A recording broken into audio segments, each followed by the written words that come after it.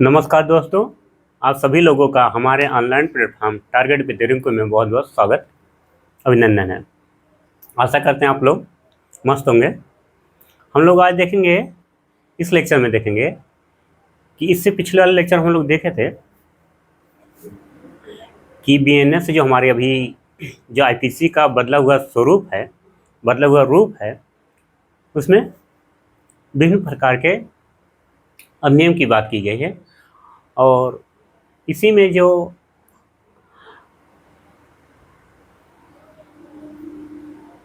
Uttar Pradesh police भर्ती की तरफ उत्तर प्रदेश पुलिस भर्ती बोर्ड की तरफ से आगामी कुछ दिनों में उप निरीक्षक पद को लेकर भर्ती आने वाली है, उसी को ध्यान में रखते हुए उसमें से एक टॉपिक है जिसमें जीएस के अंतर्गत आता है। जीएस के अंतर्गत आता है जो 160 क्वेश्चन पूछे जाते हैं यूपीएसआई में 160 क्वेश्चन पूछे जाते हैं और ये होते हैं 400 मार्क का। अंक के कितने होंगे? 400 अंक का होता है। प्रत्येक प्रश्न 2.5 अंक का होता है। तो उसमें 4 खंड है। यूपीएसआई का जो सिलेबस है उसमें खंड कितने हैं? 4 हैं। तो 40 क्वेश्चन हिंदी पूछे जाएंगे और 40 क्वेश्चन मैथ पूछे जाएंगे, 40 क्वेश्चन रीजनिंग और 40 क्वेश्चन जीएस पूछे जाएंगे। जीएस में संविधान अलग से पूछा जाएगा। संविधान प्लस मूल विधि, सबटेंटिव लॉ अलग से पूछा जाएगा। और बाकी इसमें से बाकी आपका जनरल नॉलेज पूछा जाएगा। General knowledge. अब आपको संविधान और मूल विधि से कॉन्स्टिट्यूशन से और सबटेंटिव लॉ से आपको प्रश्न देखने को जो मिलेगा, वो प्रश्न आपको देखने मिलेंगे लगभग 25 क्वेश्चन। और इसमें संविधान की संख्या लगभग आपको बनेगी 14 से 15 क्वेश्चन और नियर अबाउट इतना होगा। और मूल विधि जो क्वेश्चन आएंगे, प्रश्न यहाँ से आएंगे, आपको ये मान के चलिए 8 से 9 क्वेश्चन नियर अबाउट इतने क्वेश्चन आएंगे। तो इसके अंतर्गत मूल विधि के अंतर्गत हम लोग बीएनएस को पढ़ेंगे, बीएनएसएस पढ़ेंगे, बीएसए पढ़ेंगे, भारतीय साक्ष्य अधिनियम भी पढ़ेंगे। और इसी में अनेक प्रावधान है महिला संबंधित, बच्चों संबंधित, जैसे महिलाओं से संबंधित है डोरी एक्ट हुआ, डोमेस्टिक वायलेंस एक्ट हुआ, पर्यावरण संरक्षण अधिनियम हुआ, मोटर वाहन अधिनियम हुआ। इन सब के विषय में हम चर्चा करेंगे। तो हम जो अधिनियम होता है, अधिनियम किसे कहते हैं, अधिनियम क्यों बनाए जाते हैं, उसकी चर्चा तो पिछले लेक्चर में कर लिए थे। तो जब तक हम कोई अपराध घटित नहीं होगा, कोई विषय वस्तु तय नहीं होगी, किसी विषय अधिनियम किसके लिए बनाया जाता है? अधिनियम जो बनेंगे, अधिनियम जो बनता है, अधिनियम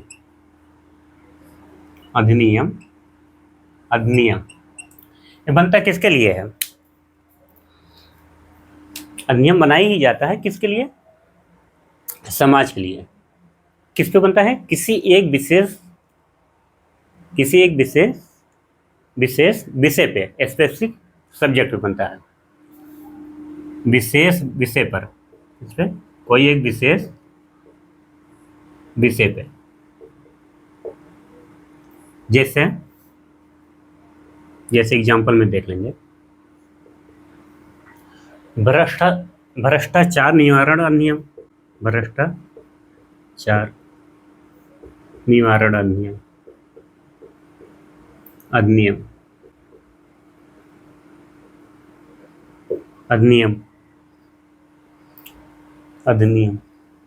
पर्यावरण संरक्षण अधिनियम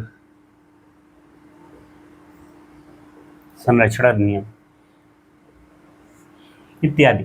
अधिनियम किसी विशेष से संबंधित बनता है और उन विषय में कुछ घटनाओं का घटित होना होता है, अपराध होते हैं। तो हम अपराध को पिछले लेक्चर में देखे थे कि अपराध किसे कहते हैं और अपराध के तत्व क्या हैं, उसके चढ़ा हम तत्व तक कल देखे थे। अपराध के तत्व क्या होते हैं इसके देखे थे। अपराध किसे कहते हैं, तो अपराध, जाहिर सी बात है, अपराध को हम सिंपल लैंग्वेज में जानेंगे।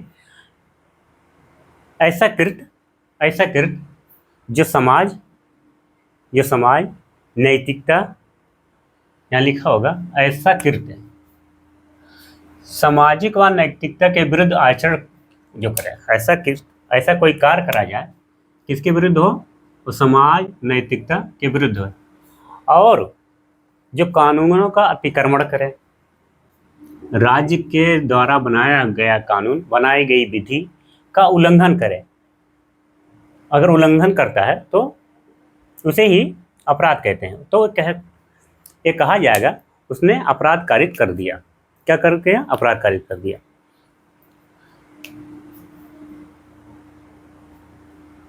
अपराध किसे कहते हैं? किसके खिलाफ हो सकता है?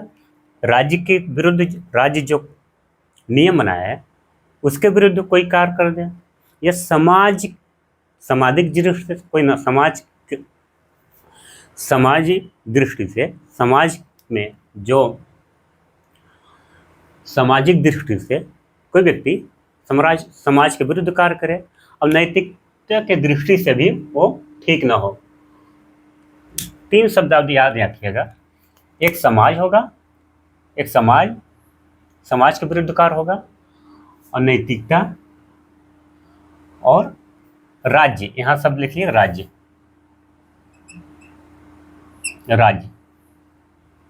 राज्य से यहाँ तात्पर्य है कि सरकार, ध्यान रखिए, सरकार। तो ऐसा कोई कार्य जो सामाजिक दृष्टि से सही ना हो, नैतिकता की दृष्टि भी सही ना हो, और वो राज्य के द्वारा बनाए गए कानून के, बनाई गई विधि का अतिक्रमण करता हो, ऐसे कार्य को ही अपराध कहते हैं। अपराध को इंग्लिश में बोलते हैं ऑफेंस।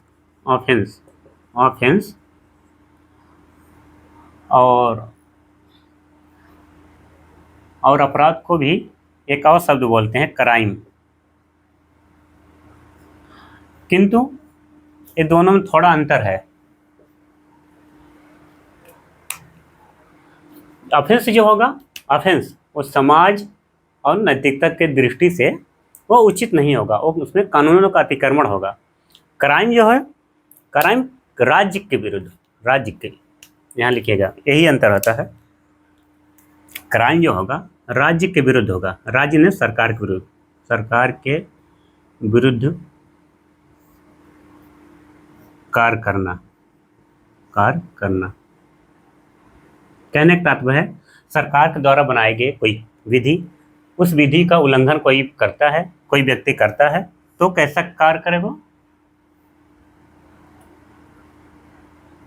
कानूनों का उल्लंघन करता है। उल्लंघन तो क्या कर देगा? उल्लंघन करता है तो हो जाएगा क्राइम। राज्य के विरुद्ध कोई कृत्य करता है, राज्य के द्वारा बनाए गए विधि जो है उसके विपरीत जाकर कोई व्यक्ति कुछ ऐसा कार्य करता है जो उस नियम के, उस कानून के गैर कानूनी हो, गैर कानूनी कार्य कर दे, गैर कानूनी कार्य करे, इनलीगल हो। क्या हो? इनलीगल कार्य कर दे तो वो क्राइम होगा। ऑफेंस क्या होगा? सामाजिक दृष्टि, नैतिक दृष्टि भी उचित ना हो, उसमें भी कानून का अतिक्रमण होता है। किंतु जो ऑफेंस होगा ये गंभीर प्रकृति का नहीं होता है। प्रकृति के हैं कम गंभीर प्रकृति का, कम गंभीर प्रकृति का,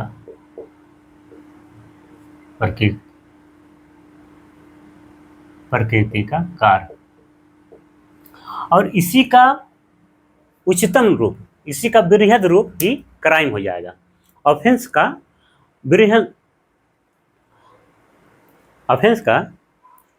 उच्चतम स्तर क्या कहलाएगा? क्राइम कहलाएगा। क्राइम क्या हो जाएगा? लिखिएगा, ऑफेंस का ऑफेंस का ऑफेंस का उच्चतम स्तर उच्चतम स्तर स्तर उच्चतम स्तर ही क्या हो जाएगा? क्राइम कहलाएगा। क्या कहलाएगा? क्राइम कहलाएगा।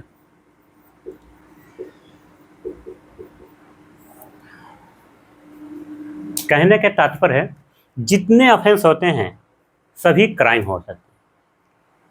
जितने ऑफेंस होंगे सभी क्राइम, क्योंकि उसका उच्चतम यहाँ होगा। कहने का तात्पर्य है जितने भी क्राइम होंगे सब वो किसके अंतर्गत होंगे?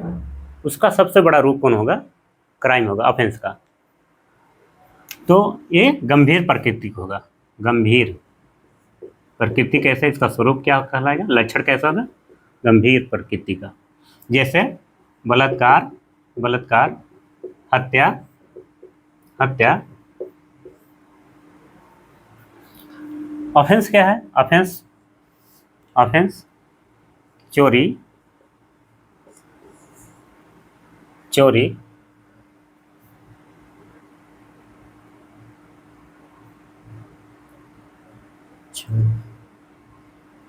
मारपीट। अगर किसी की हत्या की जा जाती है तो गंभीर प्रकृति का, किसी बलात्कार किया जा रहा है तो गंभीर प्रकृति का। तो वही जो गंभीर प्रकृति के होंगे वही क्राइम कहलाते हैं। अपराध भी दो प्रकार के होते हैं, एक संज्ञेय अपराध होता है, एक असंज्ञेय अपराध होता है। संज्ञेय अपराध होता है, असंज्ञेय। आइए हम देख लेते हैं आगे। अब आशा करते हैं अपराध तो समझ आएगा, अपराध किससे कहते हैं।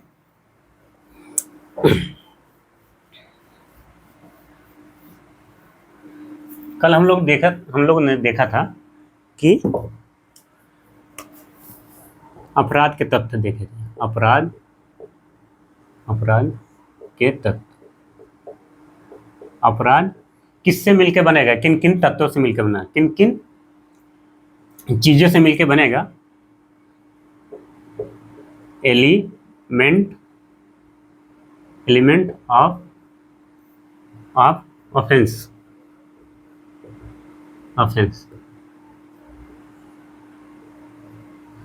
क्वेश्चन आपको पूछेगा, हो सकता है पूछ ले कि एलिमेंट्स ऑफ ऑफेंस की संख्या कितनी होती है।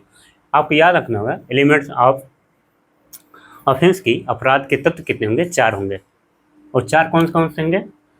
सबसे पहले क्या होगा? सबसे पहले सर्वप्रथम क्या होगा? मानव होगा।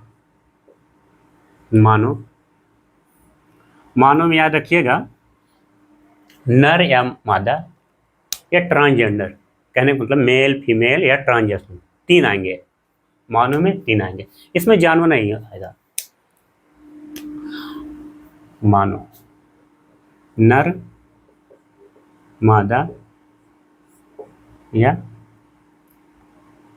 ट्रांसजेंडर।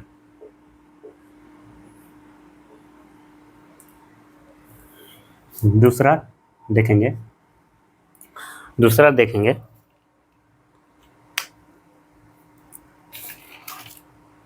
दोषी मन। मन कैसा हो? दोषी हो। दोषी मन, इसे बोलते हैं क्रूर इरादा या भावना।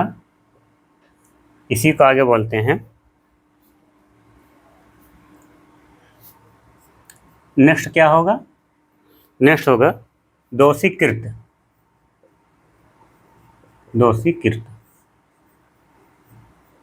कृत मतलब कार होता है, दोषीकृत। चौथा क्या होगा? आप याद रखिएगा, चौथा क्षति,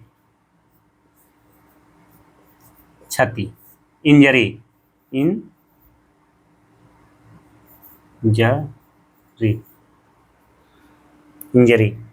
जैसा कि हम कल इस पे चर्चा कर लिए थे कि अपराध के तत्व कौन कौन से होते हैं। उसमें कौन होगा? मानव होगा। जब भी अपराध होगा तो मानव मानव के खिलाफ हो, मानव के द्वारा मानव के विरुद्ध किया गया कार्य, किया गया अवैधानिक कार्य ही अपराध की श्रेणी में आएगा। तो मानव होगा मानव की तरह। कहने का तात्पर्य है कि अब किसी की पता चला आप मार्केट से जा रहे हैं, दो साड़ आपस में लड़ गए, दो साड़ आपस में लड़ गए। अब दोनों आपस में एक दूसरे को मार रहे हैं, एक दूसरे की क्षति पहुंची। तो अब ये नहीं कि उस पर क्या नाम है आप उसके खिलाफ जाएंगे, उसके सरकार के खिलाफ कुछ कार्रवाई करे, वो नहीं होगा। तो सरकार यहाँ पे राज्य उसके विरुद्ध कोई कार्रवाई नहीं करेगा। मानव का होना अनिवार्य है। पहला तत्व क्या होगा? मानव हो। मानव के द्वारा, यहाँ आप लिखिएगा, इसमें कह रहेंगे मानव, मानव होना चाहिए। मानव में आएंगे स्त्री या पुरुष या ट्रांजेक्शन। एक मानव के द्वारा दूसरे मानव के अधिकारों का अतिक्रमण कर रहा है तो वही क्या होगा? अपराध। एक मानव के द्वारा दूसरे मानव के अधिकारों का हनन हो रहा है, अतिक्रमण हो रहा है, वही अपराध की श्रेणी में आएगा। पहला तत्व हो जाएगा कि मानव को होना अनिवार्य है। आप लिखिएगा यहाँ, है ना, ह्यूमैनिटी इंग्लिश बोलते हैं, ह्यूमैनिटी मानव। दूसरा क्या है? दोषी मन। जब हम कोई कार्य करते हैं किसी को क्षति पहुंचाने के लिए, किसी का नुकसान करने के लिए कुछ कार्य, सबसे पहले हमारा मन दोषी होता है कि हम ये सोचते हैं कि सामने वाले को मारना है, पीटना है, उसकी बाइक चोरी करनी है, उसके घर पे कब्जा करना है, मतलब उसके संपत्ति से रिलेटेड नुकसान पहुंचाना ही है। तो उसमें सबसे पहले हमारा इरादा आता है कि हमारा इरादा होगा कि हम उसको नुकसान पहुंचाएंगे। नुकसान पहुंचाना ही इरादा कैसा होगा? इरादा भी दो टाइप का होता है। इरादा एक अच्छा इरादा होता है कि एक व्यक्ति सोचता है कि कोई राही जा रहा है तो बहुत परेशान है, अचानक से आपसे कुछ सहयोग मांगता है, तो आपका इरादा अच्छा है कि यार सहयोग कर दी। या कोई व्यक्ति को देखते हुए दीनहीन है तो आपके अंदर दया आ रही है उसके प्रति, आपका इंटेंशन क्या है? वहाँ दया की, यार उसके प्रति का ना उसको कुछ सहयोग कर देते हैं, सारे कोई श्रम करके या आर्थिक रूप से कुछ सहयोग कर दे। तो हमारा इरादा यहाँ क्या है? यहाँ अच्छा इरादा है। एक तो बैड इंस्टेंट है, जा रहा है उसको 2 थप्पड़ मारना चाहे, उसका नुकसान कर दे, पता चला उसको जा रहा है उसकी साइकिल से जा रहा है तो उसकी साइकिल ही रख ली, साइकिलिस्ट। ये बैड इंटेंशन है। इंटेंशन यहाँ होता है, इंटेंशन याद रखिएगा, इंटेंशन इंग्लिश में इंटेंशन होगा 2 प्रकार का होगा। इंटेंशन 2 प्रकार का होगा, बैड और गुड।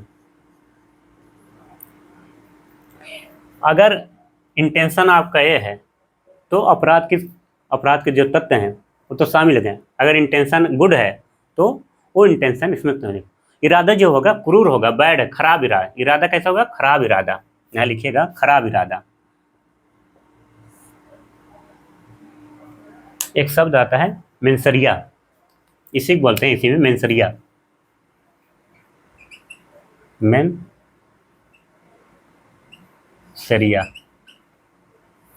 लैटिन शब्द है।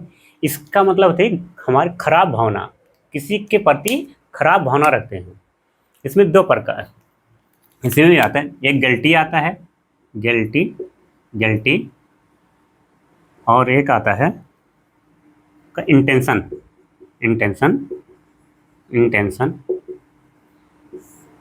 गिल्टी भी 2 तरह का होता है। एक पछतावा रहा कि यार उसका अगर हम सहयोग कर दिए होते तो परीक्षा में कामयाब हो जाता। या किसी का जॉइनिंग लेटर आ रहा है, उसको जॉइनिंग लेटर आया, डाकिया दे के गया, तो एक व्यक्ति है कि यार उसके घर तक पहुंचा देते तो उसको नौकरी मिल जाती। तो एक अच्छा है, मतलब अगर वो पहुंचा नहीं पाया व्यक्ति, तो गिल्टी फील कर रहा है, अरे यार हमको वहाँ तक पहुँच गए होते तो घर ले जाके दे देते तो कितना अच्छा होता, या डाकिया को उसका घर का पता बता देते कितना अच्छा होता। पछता रहा है तो गिल्टी होता है। एक अच्छा, दो तरह के भी होते हैं, गिल्टी भी दो तरह का होता है। गिल्ट एक बैड होता है, बैड। गिल्टी मन होना चाहिए जब व्यक्ति का मन कैसा हो, गिल्टी कि बुरा आचरण हो, बुरा आचरण और बुरा आचरण चाहिए उसमें, और इंटेंशन भी खराब होना चाहिए, तभी वो अपराध के श्रेणी में आएगा, तो अपराध के तत्व में शामिल होगा। आशा करते हैं आपको इंटेंशन समझ आ गया। इंटेंशन एग्जाम में पूछेगा कि 4 ऑप्शन डालेगा, तो इंटेंशन होता है, तो इंटेंशन भी उसी, अगर 2 तरह का इंटेंशन होना चाहिए। इंटेंशन बुरा होना चाहिए तभी वो एलिमेंट ऑफ ऑफेंस का बनेगा, अगर अच्छा इंटेंशन होगा तो एलिमेंट ऑफ ऑफेंस नहीं बनेगा, अपराध का तत्व नहीं बनेगा। तीसरा देख लेते हैं, दोषीकृत। दोषीकृत तात्पर्य है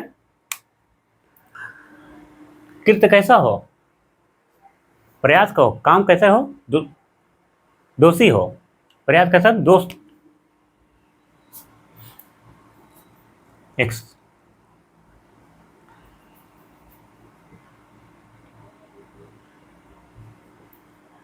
एक्सरिया, एक्सरिया इसमें दोषी हो, कार भी पूरी करना है, जो प्रयास किए जा रहे हैं कैसा प्रयास हो, प्रयास भी एक्से कार भी जो है दोषपूर्ण होके करे, उसको पहुंचाना, उसका पैर तोड़ देना है, उसकी हत्या कर देना है, उसकी बाइक चोरी कर लेना है, तो दोष कार भी दोषपूर्ण हो, अच्छा कार्य ना हो, उसकी मदद करना एक अच्छा कार्य हो गया, अच्छा कार्य ना हो, दोषी कृत कार्य जो हो दोषपूर्ण हो, ऐसा कार्य करे दोषपूर्ण हो, वही एलिमेंट्स ऑफ ऑफेंस माने जाएंगे। और क्षति भी हो, नुकसान, नुकसान, नुकसान भी, जब कोई अपराध घटित हो रहा है तो उसमें नुकसान शामिल है, सामने वाले को नुकसान अगर हो रहा है तभी वो अपराध है। अब क्षति कैसा होगा, क्षति में 4 प्रकार की क्षति होते हैं। मानसिक क्षति, मानसिक क्षति, शारीरिक क्षति, शारीरिक क्षति, संपत्ति क्षति, और प्रतिष्ठा, प्रतिष्ठा, इज्जत, सम्मान, सम्मान।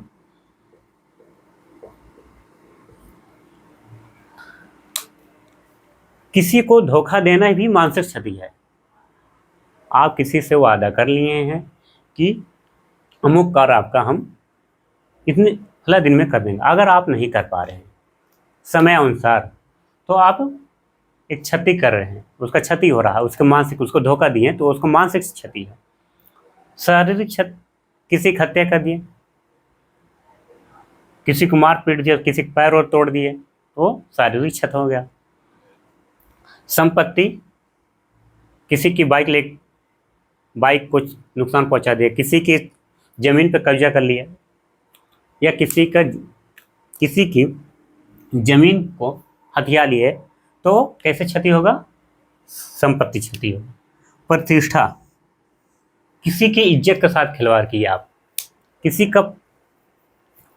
किसी के गरिमापूर्ण जीवन जीने का जो अधिकार मिला है उसके विरुद्ध आप कार्य किया, उसके सम्मान को ठेस पहुंची, तो कैसे जो उसके प्रतिष्ठा के स्तर पर, जैसे एक शब्द सुनेंगे मानहानि, मानहानि 499 सेक्शन था आईपीसी में, किसी के व्यक्ति के सम्मान को ठेस पहुंचाना ही मानहानि होती है, और सम्मान को ठेस पहुंचना ही एक अपराध का तत्व है। तो कहने का तात्पर्य, तत्व का तात्पर्य होता है, जैसे कि हम लोग यार सब्जी बनाते हैं, सब्जी बनाने के लिए हमें बहुत से एलिमेंट की ज़रूरत, बहुत से तत्व की ज़रूरत है। सब्जी के लिए सबसे पहले मटर की चाहिए, आलू चाहिए, मिर्चा चाहिए, प्याज चाहिए, तो ये सब क्या है, तत्व हैं। इन्हीं से मिलकर जब सब्जी तैयार होगी तभी सब्जी ये सब तत्व उपलब्ध होंगे तभी सब्जी तैयार होगी। ठीक इसी प्रकार से अपराध तभी होगा जब उसमें मानो हो, दोषी मन हो, इरादा बुरा करने को हो, उसके साथ गलत कार्य करना, गलत व्यवहार करना और उसको नुकसान पहुंचाना। जब इतने चारों मिल के ये चारों चीज़ें मिल जाएंगी तो अपराध के लिए तत्व तो वो कहलागी अपराध है। तो इस आशा करते हैं आप समझ आएगा होगा। आगे चलते हैं, इसके चरण देख लेते हैं आज। चरण ये रिकॉल करा रहे हैं, पिछली कक्षा में हम लोग इसका चर्चा किए थे।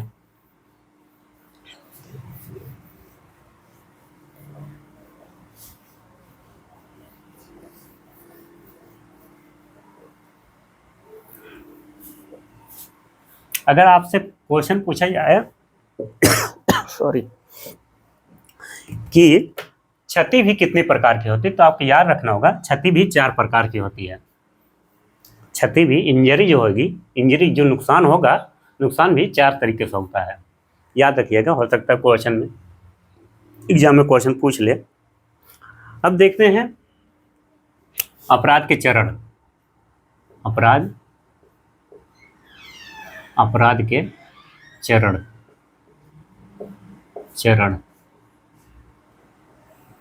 स्टेप ऑफ ऑफेंस या step of crime. Step of offence लिख लीजिए या क्राइम लिख लीजिए। क्राइम स्टेप ऑफ कौन से चरण होंगे, एक के बाद कौन से चरण होंगे जो अपराध को पूरा करता है, अपराध करने में पूरी तरीके से सहयोग करता है, अपराध पूर्ण होता है। आइए उसके विषय में देखने चरण देखें कौन से। तो पहला इसमें भी 4 चरण होते हैं। पहला चरण क्या होगा, आ से होगा, आ से। दूसरा चरण क्या होगा, तैयारी होगी, तैयारी। तीसरा क्या होगा, तीसरा प्रयास होगा या प्रयत्न।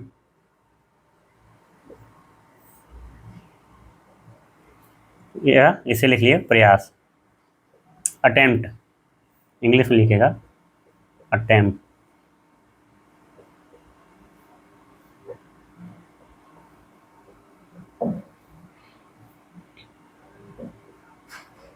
चौथा क्या होगा, परिणाम, रिजल्ट,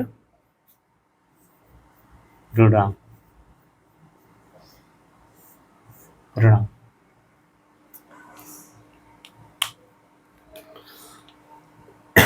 इरादा, इसके भी 4 चरण होते हैं। सबसे पहले इंटेंशन होगा, अपराध कारित करने के लिए इरादा करें।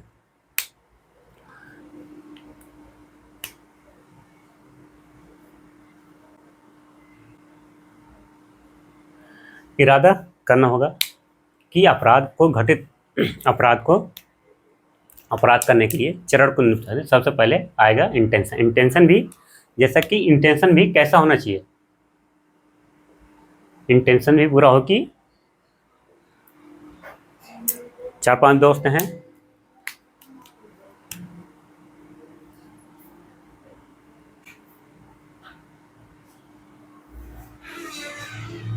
यहाँ एग्जाम्पल उदाहरण देखेंगे।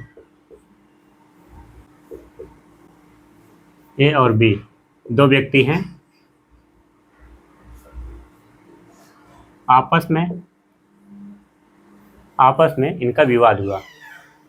ए ने कई लोगों, जो उसके और दोस्त हैं, लोगों से बुलाया कि आज इसकी हत्या करना है, इसको मारना है, इसको पीटना है, इसको नुकसान पहुंचाना है। तो किसी भी तरीके से नुकसान, तो ये 3-4 को बुलाएगा, ये इसकी तरफ से जो आएंगे, तो इनका इंटेंशन होना चाहिए इसमें। तो इंटेंशन ये होना कि उनको जानकारी हो, मना स्थिति उसको पता हो कि हम ये कार्य करने जा रहे हैं। भाई ये 3 आए, 4 आए, तो तैयारी कर रहे हैं, इंटेंशन की यार इसको मारना है। इसमें करना ही नहीं यार, मैं नहीं मारूंगा, उसकी यार तो बाइक छीननी है, इसकी बाइक बुलाए कि आज ये इस रास्ते से जा रहा है, तो बी की बाइक छीननी है। तीन चारों को बुलाया कि अब इसकी बाइक तो छीन लेनी है आज। तो तीन आए, कुछ इसमें कह रहे नहीं यार मैं तो नहीं छीन सकता, ये ठीक नहीं है, तू अकेले छीन। तो इसमें होगा कि यार और तीन इंटेंशन तो मालूम है लेकिन पूर्ण रूप से तैयार नहीं हुआ है। तो आशा तो है, एक इंटेंशन है क्या करने का, इंटेंशन है करने का, इंटेंशन है करने का, बाइक छीनने का, छीनने का। इसमें एक शब्द और आता है मोटिव। मोटिव भी होना जरूरी, मोटिव होना अनिवार्य है, मोटिव होना अनिवार्य है। मोटिव कारण है, हेतु होता है, इसी को कारण बोलते हैं, कारण। बिना कारण के, बिना कारण के आशय नहीं हो सकता, कुछ कारण होगा। कारण क्या है, बाइक छीनना तो है मोटिव, इसका छीनना क्या है, छीनना क्या है, छीनने से तात्पर्य है उसको नुकसान पहुंचा रहा है। तो आशय क्या है, बाइक छीनना। किस लिए छीनना है कि हो सकता है कुछ आवश्यकता इसको हो, कुछ ज़रूरत हो, पैसे की आवश्यकता हो, पैसों की आवश्यकता हो। मोटिव क्या है, पैसा कमाना, बाइक छीन को दूसरों को बेच देना। तो पैसे कमाने का कारण है, मोटिव उसका है पैसा कमाना। मोटिव से उत्पन्न होता है इंटेंशन, बिना मोटिव के इंटेंशन हो ही नहीं सकता, बिना कारण के इरादा कोई कर ही नहीं सकता, कारण उसके पीछे होता है तभी कोई व्यक्ति कोई कार्य करता है। कारण था पैसे नहीं है, बाइक ही छीन लेते हैं, रख लेते हैं अपने पास, तो पैसे कुछ हो जाएंगे, या बेच देंगे, बाइक छीन के दूसरों को बेच देंगे तो पैसे मिल जाएंगे। तो उसकी वो आवश्यकता पूरा करने के लिए, पैसे की किसी अपनी आवश्यकता पूरा करने के लिए तो कोई कारण ढूंढता है, उस कारण को करने के लिए, उस कारण के कारण के लिए कुछ अन्य कार्य कहते हैं, तो वही उसका इरादा कहलाता है। इरादा होगा, तैयारी, तैयारी भी जरूरी है इसमें, तैयारी बिना, जब तक व्यक्ति यहाँ तैयार नहीं होगा तो कैसे होगा, चार पांच से संसाधन इसमें तैयारी कैसे करेंगे, तैयारी में कोई बाइक को रुकाएगा, तैयारी, तैयारी जैसे बाइक लेके जा रहा है तो पहला काम क्या होगा, कोई व्यक्ति क्या करता है, जब बाइक कोई चोरी होती है किस तरीके से चोरी होती है, कोई जा रहा है उस पर ध्यान रखा है कि आज इस रास्ते से मार्ग से गुजरेगा, ध्यान रखना, समय देखेगा, समय कितने बजे गुजरता है, पर डे अगर जाता है तो समय गुजरता है, समय है क्या कितने बजे गुजरता है। तो निगरानी करना मतलब संसाधन उपलब्ध कराना, तैयार उस कार्य को पूरा करने के लिए तैयारी होती है। तो तैयारी में क्या कर, संसाधन उपलब्ध होते हैं। संसाधन में क्या हो सकता है, इस समय होगा निकलेगा, मोबाइल से सूचना भाई इधर से गुजर रहा है, मोबाइल हो सकता है, निगरानी करेगा भाई इधर से गुजर रहा है, तो ये सब संसाधन है। प्रयास, अटेम्प्ट, प्रयास करेगा, प्रयास कैसा होगा, यहाँ पे प्रयास। अब चार पांच इसमें से चार पांच आए इसके लिए, इसकी बाइक छीनने के लिए चार पांच ये प्लानिंग हो रही थी, तो इन्होंने इसमें से कुछ लाए, प्रयास करते चले। तो कुछ व्यक्ति का अरे यार जाने दीजिए, प्रयास दो तरीके से, अगर प्रयास उन्हें पूर्ण कर दिया तो अपराध घटित हो, अगर नहीं किया अरे छोड़ प्लानिंग बना दे, नहीं जाने दे मत छीन, बाइक नहीं छीननी है, तो वो अपराध में नहीं होगा। भाई इसको जानकर है कि भाई मेरी बाइक छीनने और पहले जाके भाई मेरी बाइक छीनने, भाई उसको बाइक को नुकसान ही नहीं पहुंचाया, बाइक के या छीने नहीं या तो बाइक तोड़ी नहीं, जैसा भी कर लीजिए जहाँ पर, अगर उसके पास चीज़ें रहती है सब अपने अपने यहाँ नहीं कार्य करते हैं तो वो चरण में नहीं है। अगर कार्य पूरा हो जाता है, अटेम्प्ट प्रयास पूरा हो जा रहा तो अपराध के चरण में आएगा। परिणाम, परिणाम मतलब कहने का मतलब जब पूर्ण रूप से उसको, यहाँ बाइक थी, बाइक से अगर यहाँ से छीन जाती, यहाँ आ जाती तो अपराध के चरण में आ जाता। अब बाइक छीने उनसी के पास है तो अपराध के चरण है, परिणाम का पूरा होना ही अपराध के चरण है। तो आपको याद रखना चार चरण, आशय होता है, तैयारी होती है, प्रयास होता है, परिणाम होता है। तो परिणाम रिजल्ट क्या निकल के आया, तो अपराध में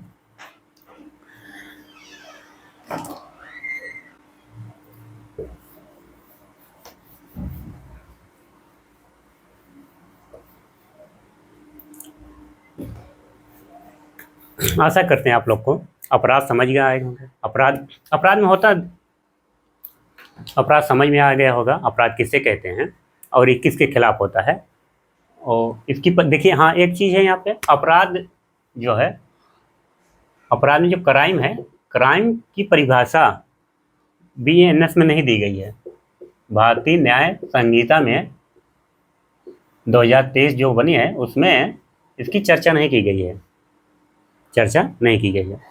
आशा करते हैं अपराध किसे कहते हैं, अपराध के तत्व क्या है ये समझना, अपराध के चरण जो स्टेप होते हैं उसको भी आप लोग समझ गए होंगे। तो मेनली यहीं से होता है। आगे के जितने एक्ट बने हैं सब में कोई अपराध होगा, कोई व्यक्ति अपराध किया होगा, इसीलिए एक्ट बनते हैं उस पर नियंत्रण करने के लिए। व्यक्ति के आचरण को नियंत्रण करने के लिए क्या बनाए जाते हैं, कानून बनाए जाते हैं।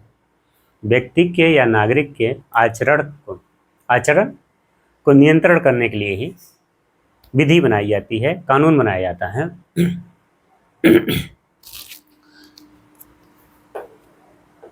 आचरण को नियंत्रण करने के लिए, उसके कार्य को नियंत्रण करने के लिए।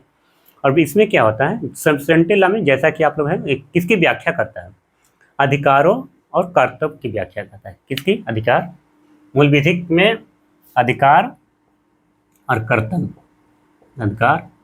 अधिकार और कर्तव्य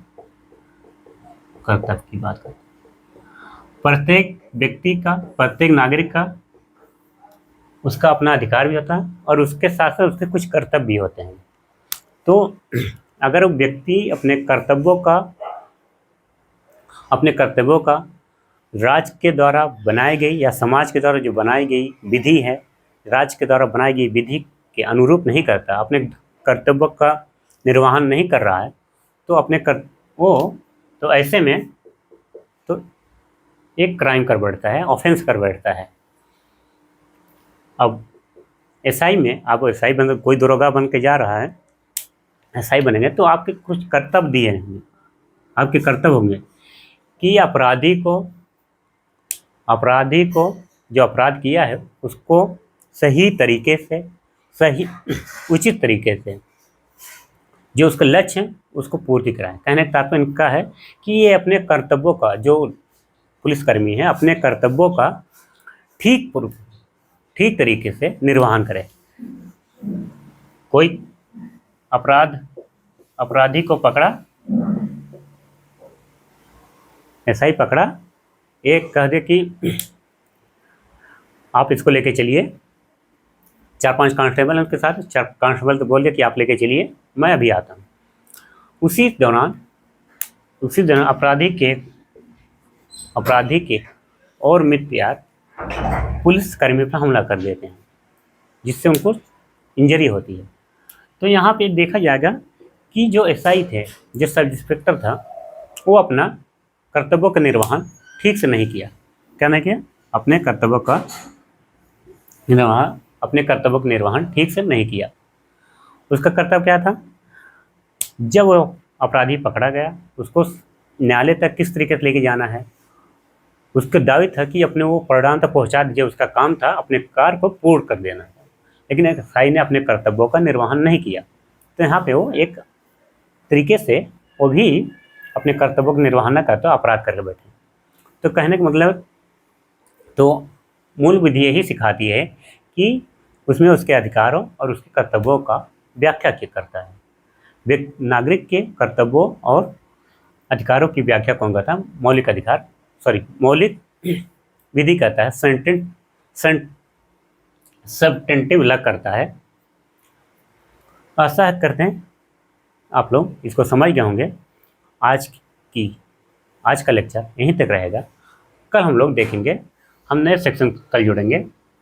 हम BNS अभी हम नहीं पढ़ाएंगे। BNS में धाराएं लगभग 25 धाराएं हम लोग पढ़ेंगे। तो 25 से 30 धाराएं पढ़ेंगे BNS की। और ठीक इसी प्रकार से हम लोग 10 से 12 सेक्शंस पढ़ेंगे BNSS, भारतीय न्याय नागरिक सुरक्षा संहिता की पढ़ेंगे। किंतु इससे पहले हम लोग देखेंगे जो अन्य एक्ट दिए हैं, अन्य अधिनियम, जैसे पर्यावरण देखेंगे, पर्यावरण संरक्षण अधिनियम, दहेज प्रथा, दहेज प्रतिषेध अधिनियम 1961, प्रतिषेध एक्ट 1961 का। कल हम लोग यही इसी में देखेंगे, एक्ट से संबंधित पहले अध्ययन करेंगे, उसके बाद हम लोग बीएनएस से संबंधित अध्ययन, क्योंकि एमसी कुछ के रूप में इसको कराएंगे, जल्दी से हो जाएगा और चीज़ें समझ में आएगी। और ये चीज़ें यहाँ जरूर, क्योंकि क्वेश्चन यहाँ से पूछे जाएंगे। तो हम लोग कल दहेज प्रतिषेध अधिनियम 1961 पढ़ेंगे। आप लोग का बहुत बहुत धन्यवाद।